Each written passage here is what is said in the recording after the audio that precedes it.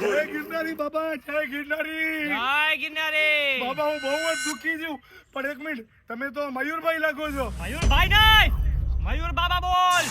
મયુર બાબા, તમે તો શિવરાત્રીના મેળામાં જવાની તૈયારી કરી રહ્યા છો કે શું? શિવરાત્રીમાં તો જવાનું છે બચ્ચા, પણ ત્યાં રોકાવાનું પણ છે.